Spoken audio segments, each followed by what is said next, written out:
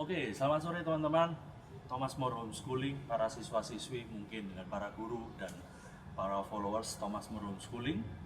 Nah, berjumpa lagi dengan saya Mr. Yohanes. Hari ini Mr. Yohanes ada di suatu tempat yang sangat bagus di Museum Rumah Hos Cokroaminoto.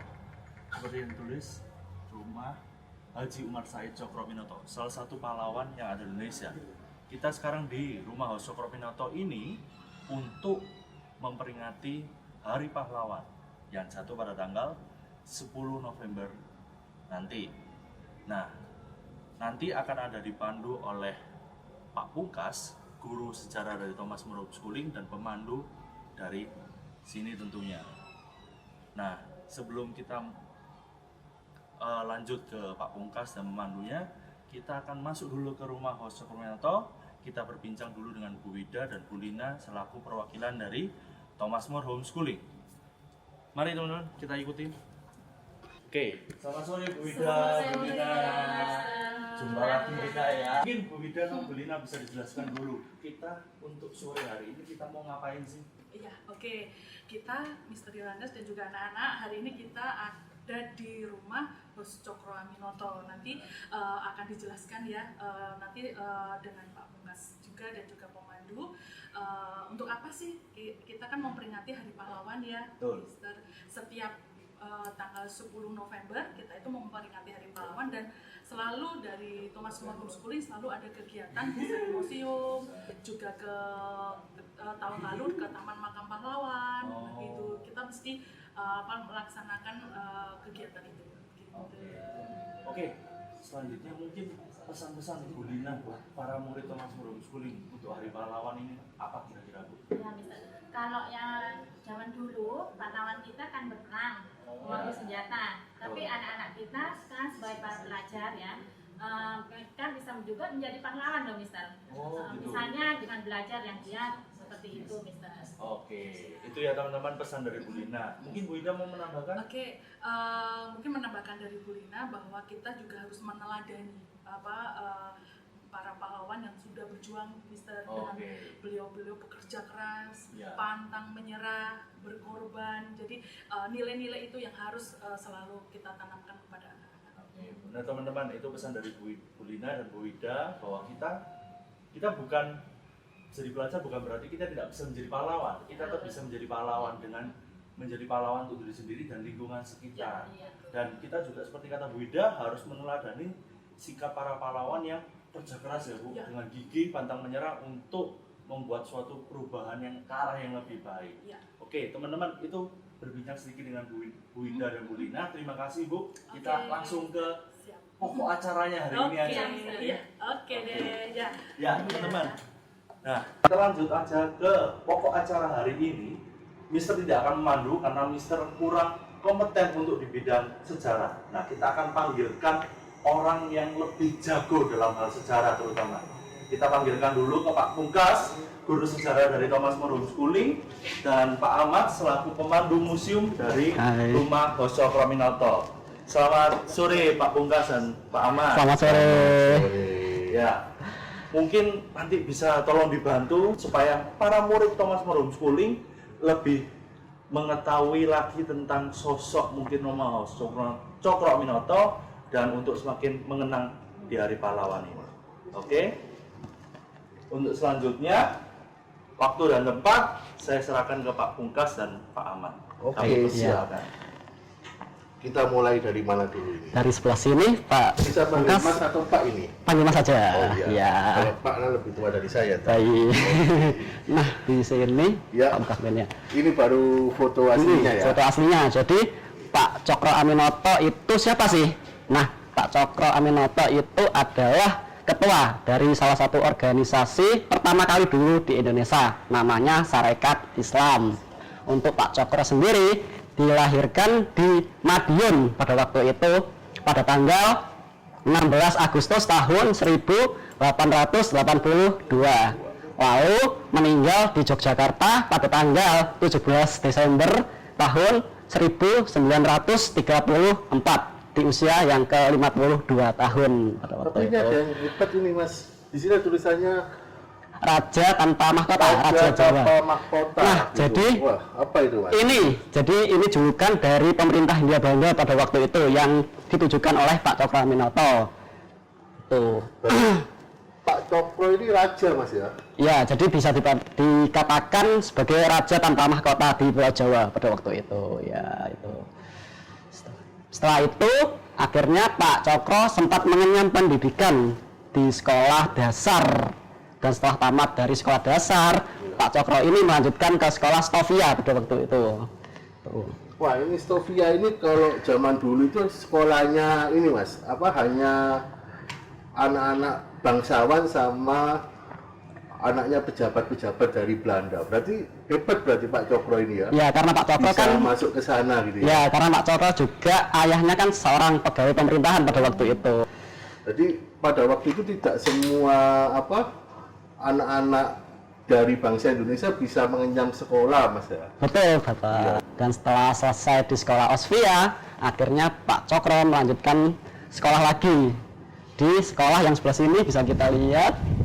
Ini yang sekolah Osvia, foto sekolah Osvia di Magelang. sekolahnya ini Ya, ya. bentuk sekolahnya seperti ini. Bisa kita lihat di sebelah sini. Kalau sekarang sih enak ya, anak-anak bisa sekolah di manapun, kapanpun gitu ya. Iya. Kalau dulu itu sekolah itu harus punya mungkin bapaknya itu pejabat atau gimana gitu ya. Jadi Ya. anak sekarang harus lebih bersyukur untuk bisa Mengekspresikan. iya pendidikannya biar jangan disia-siakan lah kalau sudah ada pendidikan ya. Jadi dulu juga kayak ada politik mungkin diskriminasi. Jadi orang yang tergolong inlander seperti Pak Cokro ini susah untuk masuk sekolah. Apa itu Belanda. inlander? Inlander kayak pribumi atau bangsa Indonesia pada waktu itu. Seperti itu. Lalu Pak Cokro juga sempat bekerja jadi juru tulis dulu di Ngawi sebelah sini Bapak. Ya. Lama Mas ya ini ya. Kurang lebih 3 tahunan pada waktu itu jadi juru 3 tulis tahun. 3 tahun ya, karena tidak suka dengan aturan yang di sana, kayak seperti kita harus menunduk kalau lewat para pejabat yang di sana. Akhirnya Pak Cokro keluar dari sekolah, dari juru tulis itu. Tuh. Setelah itu pada tahun 1907 Pak Cokro pindah ke Surabaya, akhirnya tinggal di museum ini, di rumah ini pada waktu itu. Jadi ini rumahnya Mas ya? Rumah tinggal Pak Cokro Aminoto. Cokro Aminoto Ya. dari ini? Dari Ngawi ini Dari ya? Ngawi. Dari Ngawi ini Ya, betul. Beda jauh rumahnya Mas ya? Ya, jadi sudah Ini banyak. udah bagus. Iya, karena sudah banyak dipugar kayak pemugaran itu. Tuh. Nah ini desain Dena Tena dari rumah ini ya. Jadi sekarang kita posisi di yang depan sini, ruang tamu sini. Nah, ini kamarnya Pak Cokro juga ada yang di sebelah sini yang bisa kita lihat.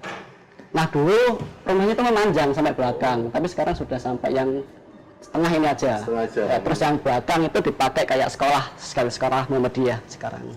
Tapi perlu diingat teman-teman, di sini ada tulisannya Soekarno gitu kan? Nah, Kartosuwiryo, Muso, ya kan? Ada Herman Karto Wisastro Alimi. Nah, kalau penasaran kita ikuti ini lebih lanjut. ya, lalu kita ke sini.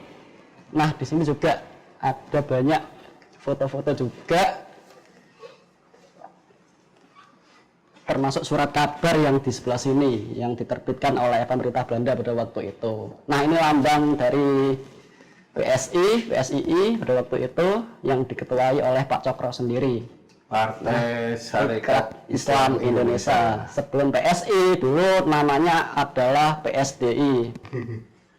Oh ini waktu kongres ini. Mas? Kongres ya, Kongres Sarekat Islam tahun 1913 pada waktu itu. Ini Pak Cokro jadi ketua ini ya. Ketua Sarekat Islam. Sarekat Islam ya. Sarekat Islam. Dulu namanya Sarekat Dagang Islam awalnya itu. Lalu di sebelah sini dapat kita lihat ini murid-murid dulu, murid-murid Pak Cokro yang pernah kos atau tinggal di sini, di rumah ini. Termasuk di sini ada foto Bung Karno. Waktu muda ini. Waktu muda ya. Coba Mas, cakep mana? Cakep mana salah saya? Cakapan ini ya. Betul. Tuh. Nah ini Pak Karno waktu sekolah di HBS dulu di Surabaya. Nih ada foto-fotonya juga. Jadi Pak Karno yang sebelah sini. Kalau tahu HBS itu sekarang ini sekolah pernah dengan SMA komplek. Kalau di sini ada SMA SMA 1, kapan ya? SMA 2 ya, SMA 5 sama SMA 9 ya. Betul. Itu satu komplek dulu itu Betul. sekolah HBS di situ. Sekarang sudah jadi 4 sekolahan negeri. Salah satu sekolah favorit di Surabaya kan. Itu. Terus di sini juga ada salah satu muridnya juga termasuk Kartosuwiryo, Alimin, lalu Muso, Semaun. Ini kasihan masih Mas. Ya yang Pak Kartosuwiryo. Yang lain muda-muda yang ini Tua sendiri. Tuh. Jadi di sini juga mereka berpandangan politik yang berbeda. Jadi Alimin, Muso ini lebih ke komunis pada waktu itu. Tuh. Semaun juga pada waktu itu. Terus Kartosuwiryo itu beda pandangan. Jadi kayak Islam yang agak radikal pada waktu itu. Radikal, ya. Betul. Jadi saya pernah dapat cerita itu, ini kan memberontak kepada Pak Karno kan. Betul. Misalnya bahasanya kan kalau melawan itu kan memberontak. Betul. Ketika dihukum tembak gitu kan tahun 62, ya jalan satu-satunya Soekarno ya itu lagi, tidak ada cara lain kan. Tapi ketika mau kejadian, mau ditembak, Pak Karno itu meneteskan air mata. Karena kan mengingat dulu bahwa ini adalah ini. pernah tinggal sama saya dan kawan baik saya. Kalau nggak salah ini sudah ketangkap tahun 55, kalau Iya. nggak salah Mas ya. Iya. Tapi baru diputuskan tahun 62 itu bukan karena proses hukumnya, tapi Pak Karno mau ngetok palunya, ayo dihukum mati ini karena berbahaya gitu. Itu sangat proses yang lama karena mereka ini semua bersahabat, tapi ternyata ketika dewasa jalur politiknya berbeda-beda gitu ya. Betul. Ini juga sama ya Mas ya, Ya sama Pak Muso, Pak Alimin, sama Semaun ini sama. di Ponorogo ini makamnya ya, kalau Ya nggak salah Pak ini. Muso. Betul. Ini pemimpin partai komunis. Ya? Komunis Indonesia. Aduh. Ini juga ditembak oleh tentara yang ditugaskan oleh Pak Karno ya. Betul, betul. Jadi ya. Terus kita sebelah sini, di sini ada replika pakaian Pak Soekarno. Jadi di atas tuh pakai apa? Peci ya, peci dari Jawa Tengah atau Jogja, lalu pakai beskap ini bajuannya. Terus bawah itu kain jarik atau yang orang sekarang biasanya bilangnya selek ya. Terus di bawah ini ya sepatu pantofel lah dapat dikatakan. Jadi perpaduannya itu muncul Mas ya, antara apa? Saya juga orang Jawa, saya juga intelek karena pengaruh dari budaya apa? Barat gitu kan. Intelektual ya, intelektual. Ini kan pakaian-pakaian apa? Mahasiswa atau pelajar ini ya. Karena memakai dasi kupu-kupu juga. Pak Karno nggak mau pakai celana, Kalau pakai celana, pakai kain jarik lah. kain jarik ini menunjukkan kalau dia dari bumi Jawa gitu kan. Ya, jadi ibaratnya biar tidak hilang identitas di Jawanya seperti itu. Tuh, setelah itu kita ke sini, kita naik tangga ini dulu. Sini Penasaran ini iya, apa ini? jadi kita naik dulu ke atas pelan-pelan. Tapi Masnya aja yang naik ya. Saya aja boleh, nggak apa-apa. Saya takut ya Mas ini Mas. Ya, biar kita tunjukkan juga ya di sini ada apa sih?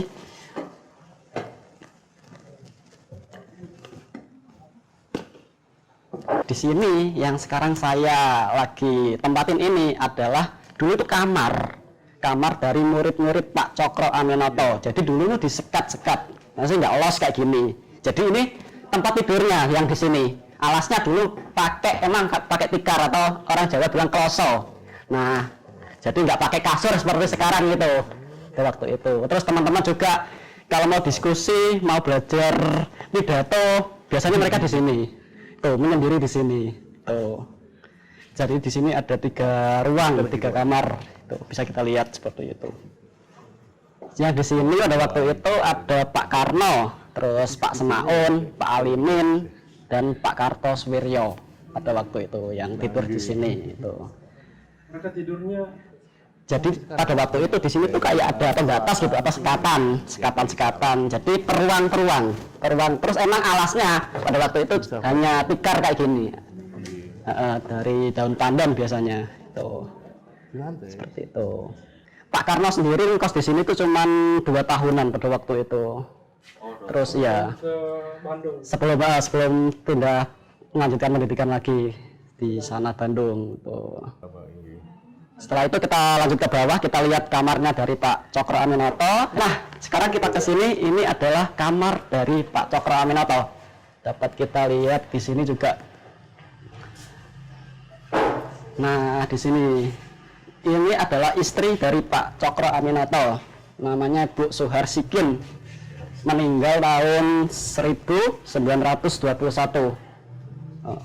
Itu. Terus bentuk kamarnya emang seperti ini dari dulu sampai sekarang. Nah, ini jadi ada ranjang dengan selambu, orang Jawa bilang ini biasanya itu biar nyamuk tidak masuk lah. Ya, itu. Jadi kalau malam dilepas untuk pengaitnya ini. Nggak ada AC-nya Mas ya? Nggak ada AC karena zaman dulu nggak ada AC. Sekarang ya mungkin zaman dulu pakai AC. Pakai AC ya? Makanya sekarang lebih enak. Jadi harus tetap semangat dan rajin belajar lah. Karena orang zaman dulu tuh mengenyam pendidikan juga susah. Itu pun dibeda-bedakan, nggak kayak sekarang gitu. Tuh. Terus itu ada foto Ibu Siti Utari yang di atas ini, itu anak dari Pak Cokro Aminoto, istri pertama dari Pak Karno pada waktu itu. Yang dinikahkan Pak Karno. Pak Karno, ya betul. Sebelah sini. Jadi untuk ini adalah ruang diskusi untuk teman-teman yang pada waktu itu ingin menyampaikan sebuah unek-unek lah. Biasanya mereka itu ngumpulnya di sini, dibahasnya di sebelah sini, dan di sini juga ada foto-foto para tokoh-tokoh yang pernah tinggal dan kos di sini. Dari sini Kiai Haji Ahmad Dahlan, terus Mas Mansur, Haji Agus Salim, Mas Mansur Mas ya? Mas Mansur ya pernah kos juga di sini. Terus Tan Malaka juga. Ini yang sekarang lagi populer ini ya. Tan Malaka ini kan. Doles Dekker juga yang di bawah. Doles Dekker ya. Pak Semaun di sebelah bawahnya juga tuh dapat kita lihat juga. Doles Dekker ini temannya ini satu organisasi. Tiga serangkai ya. Jadi sama Ki Hajar Dewantara. Jadi orang-orang yang pernah mampir atau singgah di sini memang orang-orang besar semua Mas ya, yang di kemudian hari memimpin bangsa ini ya. Nah, betul sekali itu. Jadi memang benar ada yang bilang apa selain tadi apa Pak Cokro itu Raja Jawa tanpa mahkota, ada lagi Soko Guru Bangsa Indonesia. Nah, ya, jadi dapat dikatakan kayak guru bangsa ya. Gitu ya. Soko Guru itu guru bangsa gitu ya. Itu luar biasa emang ya. Sangat luar biasa sekali. Oke, sudah selesai Pak Pungkas kelilingnya? Sudah. Capek sampai ini. Oh capek ya? Kita akhirnya sudah keliling di rumah Cokro Aminoto, bahkan sampai tadi di atas rumah kamar kosnya Soekarno. Teman-temannya tadi. Oke, teman-teman, itu kita tadi sudah keliling di rumah Cokro Aminoto bersama Pak Pungkas dan Pak Ahmad. Sekarang kita akan melihat menapaktilasi di makam Belanda di Peneleh. Let's go ke sana.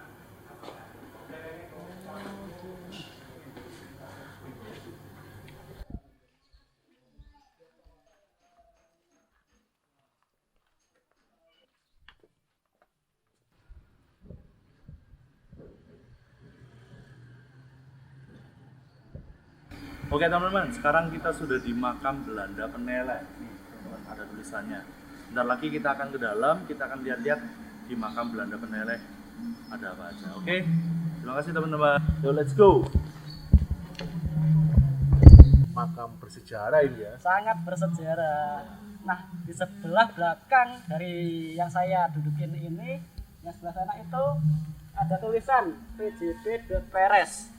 Beliau itu pada waktu itu meninggal di kapal orang Belanda, tapi meninggalnya di kapal dan dimakamkan di pemakaman ini. Bangunannya Mas ya? Oh. Apa emang karakteristik makam-makam apa ya Belanda atau kolonial itu emang seperti ini ya Mas? Enggak? Iya emang seperti ini. Jadi desainnya emang dibikin seunik mungkin. Arsitektur Eropa ya. Ya, ngikutin Eropa. bangunannya kokoh-kokoh gitu kan, ya besar-besar gitu ya. Biasanya kayak rumah-rumahnya seperti yang di samping saya juga itu juga. Oh, ada Nah, penutupnya gitu penutupnya ya. juga ya gitu. Jadi makam Belanda tidak hanya di sini sebetulnya, ada juga di Kembang Kuning, Gitu ya. Surabaya ya. Dan nantinya di sini juga bakal dijadikan tempat wisata juga. Jadi teman-teman kalau pengen berkunjung ke sini bisa. Wisata makam gitu Wisata Mas. makam ya. Makam Belanda. Apa uji nyali ya? Kali mungkin boleh. Ayo teman-teman, siapa mau uji nyali ke sini sama Mas Ahmad ntar malam-malam kesini, di sini, ya, atau kita trip makam malam-malam. Bisa hubungi Mas Ahmad gitu kan, tapi jangan hubungi saya ya. jadi makamnya juga agak luas juga. Luas ya ini ya. Sangat luas ini juga itu. Bisa kita lihat juga. Tapi kebanyakan pakai marmer juga untuk. Oh iya, marmernya itu ya. Marmer di atas Terus ini. sudah banyak yang hilang ya Mas Banyak ya? yang hilang di sini. Iya. Dan di atasnya biasanya ada nama-namanya dari yang dimakamkan siapa. Bisa kita lihat di situ juga.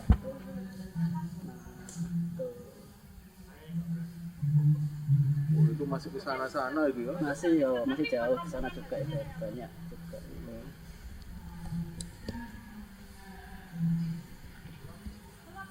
Dan di makam sini nggak hanya seorang Hindia Belanda yang menjajah, tapi juga masyarakat umum Belanda. Oke teman-teman, sekian dari acara Hari Pahlawan hari ini. Kita sudah dari rumah Cokro Aminoto dan sekarang kita berakhir di makam Belanda Peneleh. Sekian dari acara hari ini, kita jumpa di acara Thomas More Homeschooling selanjutnya. Thomas More Homeschooling 100% Indonesia. Bye-bye.